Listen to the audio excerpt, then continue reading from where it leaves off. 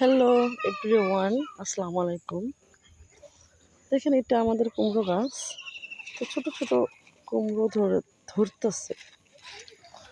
তো আমি এর আগেও 3টা কুমড়ো আমরা খেয়েছি।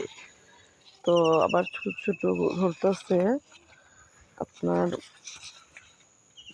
গাছে। এইখানে কুমড়ো খুবই কম ধরে ফাঁকা জায়গা। এখানে বেশি, গাছটা বেশি ঘন হয়ে গেছে। ঘন হওয়ার কারণে কুমড়ো কম ধরছে।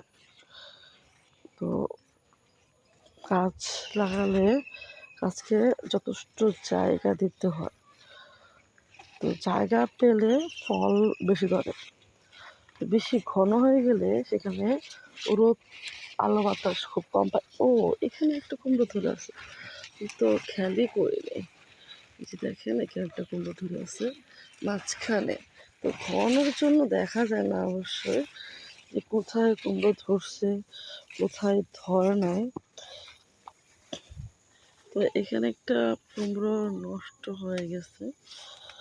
তো আপনার এখানে একটা পেয়ারা গাছে কুমড়ো ধরছে।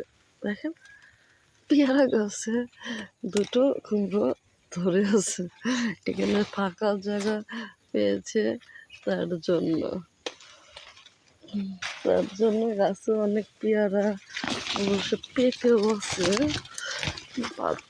পাখিয়ে খেয়ে ফেলে।